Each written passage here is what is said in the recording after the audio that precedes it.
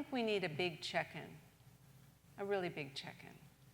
Today's message is love's power heals.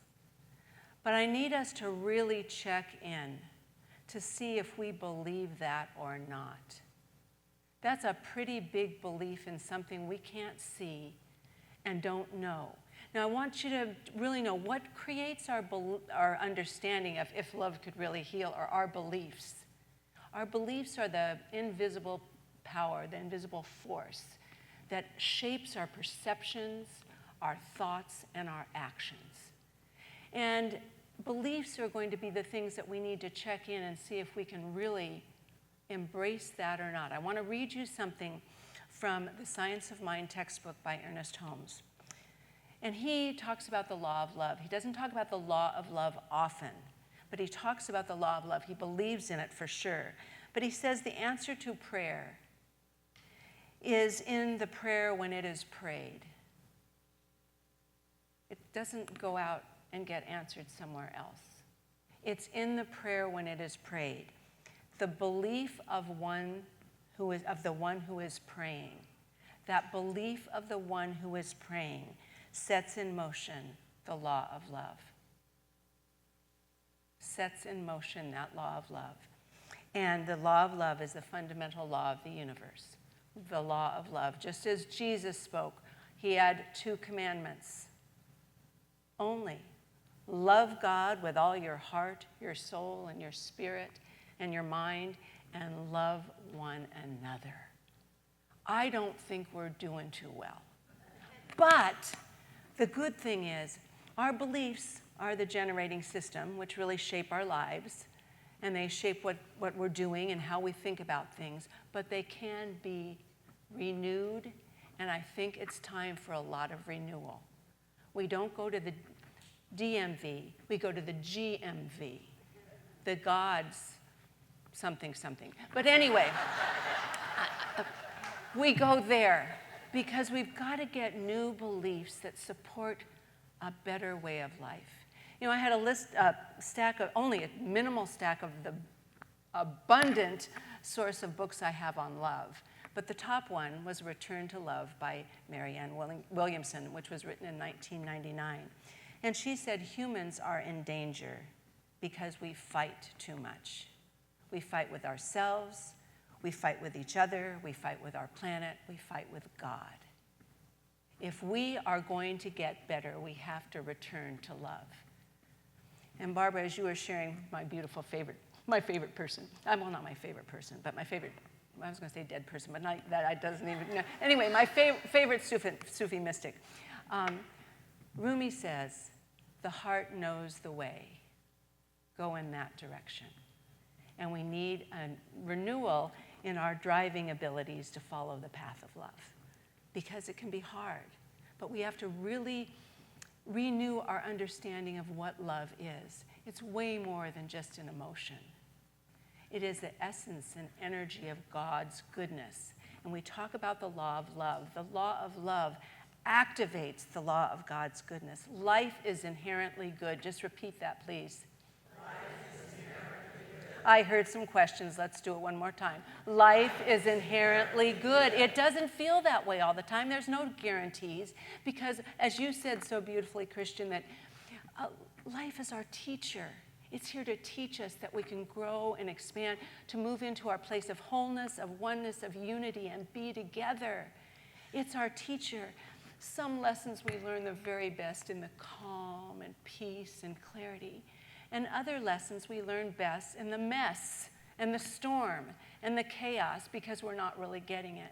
I think maybe right now we are in a little bit of chaos that needs some correction, some clarity, some movement towards something better. One of the things that really gets in the way of our accepting that power of love, because sometimes when we're in the conditional mind state of love, well, I'll love you when you text me more, or I'll love you when you get me this or do this. That's not what this love is about. This love is the inherent love that we are born with. It's the gift of spirit within us for creativity, for abundance, for happiness, for success, for joy, for healing. It's not what's out there, it's what's in here. Now, we can change our beliefs because we can never, ever, ever be stolen of our power to think creatively. Some things may be taken away from us, but with the power to think creatively, we can continually grow in the direction of something better. And that's what we want to do here. We want to be doing that. So our biggest block to the belief in the law of goodness and the law of love is fear. This was also, fear is what we're born with. No. I think I needed more sleep last night, but I'm going to tell you something about something really good in a minute. Love is what we're born with. Fear is what we've learned. Meaning doesn't lie in things. It lies in us. We create the meaning of life. We create the meaning of ourselves. We create the meaning for everything. And as Joseph Campbell said, truly the meaning of life is compassion, compassion, compassion. So we've got to really work on just recognizing we all have fear. I mean, we have instinctual fear. We're born with a fear to keep ourselves safe for survival. We don't want to walk in harm's way. I'm talking about the fear that comes from things we're taught, like struggle, competition, sickness, limitation, guilt. We're taught we're not good enough just the way we are, and we are good enough just the way we are. We're all works in progress. We're learning. But we have to know that we are enough. Life has what we need if we just open to a clearer way of thinking. Again, Rumi said, the heart knows the way, go in that direction. Follow the intuition, follow that light, follow that goodness. Now, when fear is expressed, and it does get expressed because we get trapped in it, it's not just the fear of right now, it's the fear that's been accumulating in this race-conscious mindset of a human beings, this fear that's been accumulating over time and time. This isn't the only time that we see problems and confrontations and difficulty, but fear shows up as anger, abuse, disease, pain, greed, addiction, selfishness, obsession, corruption, violence, greed, war, and that's only just a few of them. But I think you get the picture. We need to remove the blocks. We need to do something greater. Now, I'm going to tell you, I think we all fall back, but I know love heals. I'm going to give you a couple of personal examples.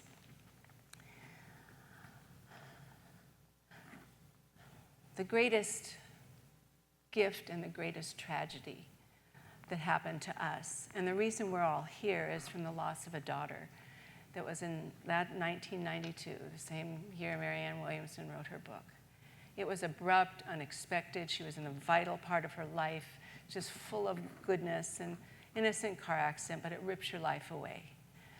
I was a school teacher then, which was the joy of my life. I loved kids and being there. Couldn't do that anymore. I was so broken, and Kirk was so broken, and our other daughter was so broken, Deanna. I did remember sitting in front of my minister. I was in practitioner studies then, and I said, I don't believe in the goodness of God anymore. Absolutely. God couldn't do this to us. Well, I held on to that for a little while, but I'll tell you what took over. The love that I had for my daughter was so much stronger than any upset or anger or anything else. I knew she would not want me to be angry my whole life. I knew it. Now, I could sit down here right now because healing isn't curing. Healing is when you have a higher perspective, a greater understanding. Curing is if something goes away. Now, that pain will never go away because it's too close to my heart. But the understanding will always be there, always. So I chose, in honor of that love, to do something better, to move out of that continual. And I know God is good. God creates that love. And the love is eternal. And it's there. And it doesn't break. Love never dies. That doesn't die. So I learned that. I also learned another aspect of the healing power of love. I have a family member that has been really terrible to me.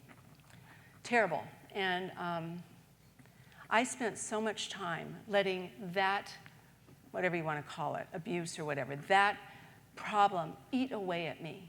And it became kind of a focus of my thinking quite a bit. I'd repeat the negativity and the unkindness and all that often, until I realized, why would I let someone else steal my happiness? Why would I let somebody else take what's good in me? I'm giving that person way more power than the power I have inside. And that was another learning, to love yourself way more than someone else's mistakes or someone else's problems or someone else's. Love yourself. We deserve to be happy. A quote Ernest Holmes says, "We are born to be happy, abundantly supplied with every good thing, to unite with the divine power forever and ever, and keep growing and expanding." That's what we're here to do, not to let someone else take our life away, our aliveness away. And the last one is more fun than the other two, way more fun. We were down in Dana Point. What night were we having dinner, or early dinner down in Dana Point, Kirk, with Naya and Deanna? He doesn't know either, so okay, never mind. Anyway, so we were having a little outdoor, it was on the outdoor patio, and we were there, and our little 3-year-old granddaughter, who I love more than anything, she was there, and we saw the Dana Point trolley drive by. And she goes, "Oh, Mommy, there's a trolley." And her eyes got about that big.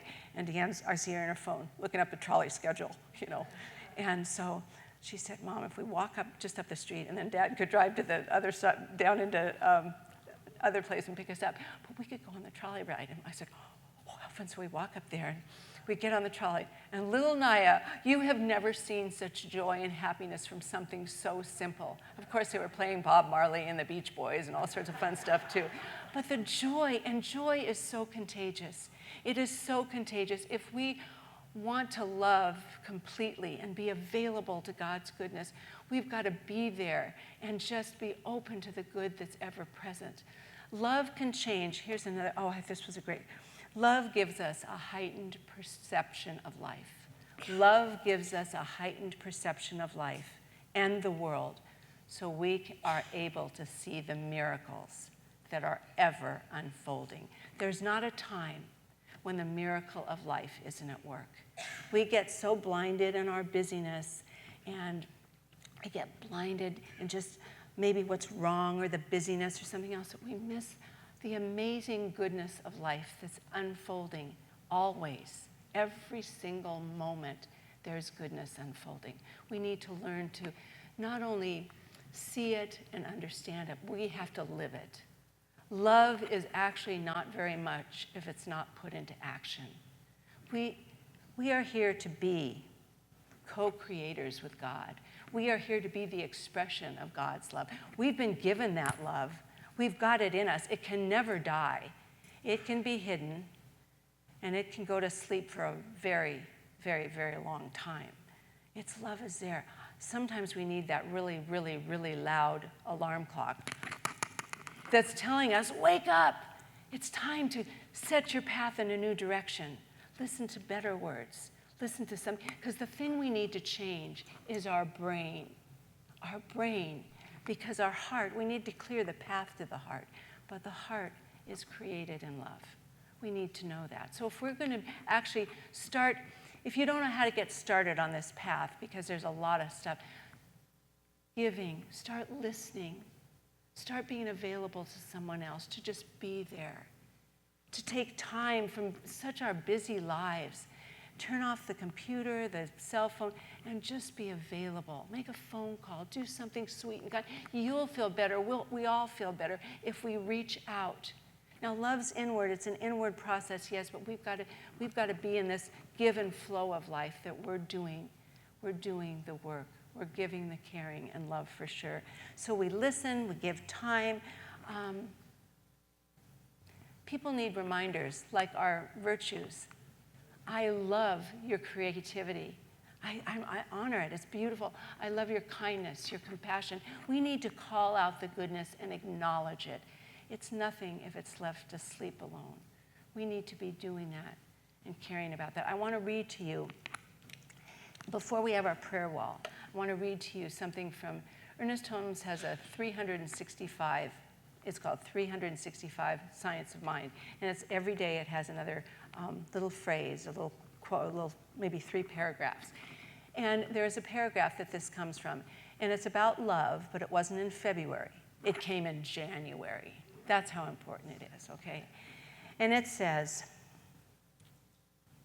every heart, not some, every heart responds to the warmth of love. Every mind yearns for its embrace, and no life is complete without it. Love alone can heal the world and enable people to live together in unity and peace. Marianne Williamson said, love in your mind produces love in your life. This is the meaning of heaven. That's what I was talking about. I was in heaven on the trolley. Oh, and I forgot to tell you, the trolley driver gave Naya a little trolley to take home, just as a surprise. It was so cute. It was so sweet. She took it in the bath. It was so cute. Love is the intuitive knowledge of our hearts. If we just think, if we really want to find love, we've got to look deeply at one another. We have to care enough to see each other. Because every single person, not just some of us, every single person has that fire of love inside. Rumi said, God is the fire, I am the wood. I'm here to be ignited, to lit up and inspired by God's love. I'm going to read a little closing as our prayers are closing up. And this is from Dr. Leah Buscaglia book, Born for Love. He has story after story of the power of God's healing love. And it says, it has been said, and I'm certain it's true, there is one sure way to keep love alive. Find something nice to do or to say to the person you love, then repeat it 20 times. Find something nice to do or to say to someone you love, and then repeat it 20 times. So you are so filled with love, it becomes overflowing, and we send that love out into this beautiful world. We are absolutely blessed. And I want you to just say with me, I am blessed, I am alive, I'm alert, I am enthusiastic, I feel good, I look good. I am good. And yes, you are, and so it is. Mwah. Thanks for being here.